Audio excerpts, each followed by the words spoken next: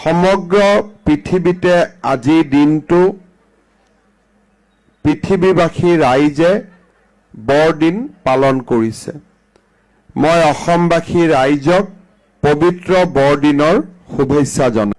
অটল বিহাৰী বাজপেয়ী ডাঙৰীয়াই সিদ্ধান্ত লৈছিলে যে আমাৰ দেশৰ যিমান টকাৰ বাজেট হ'ব সেই বাজেটৰ 10% উত্তৰ পূৰ্বত বিনিয়োগ কৰিব লাগিব।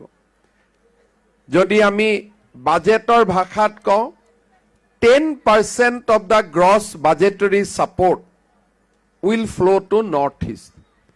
অৰ্থাৎ যদি ৰেল মন্ত্ৰালয়ৰ 1000 কোটি টকা বাজেট 100 কোটি ৰেল মন্ত্ৰালয়ে অসমত খৰচ কৰিব লাগিব।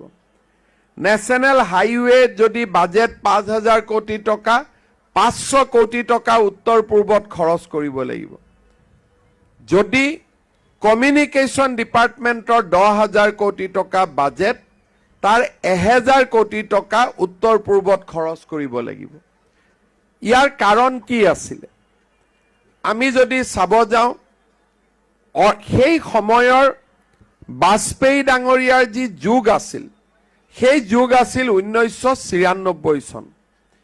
তেতিয়া অসমৰ বাজেট 25000 কোটি টকাৰ আছিলে, 20000 কোটি টকাৰ আছিলে। আজি অসমৰ বাজেট প্ৰায় 1.5 লাখ কোটি টকা। 20000 কোটি টকা বাজেট থকা ৰাজ্য এখন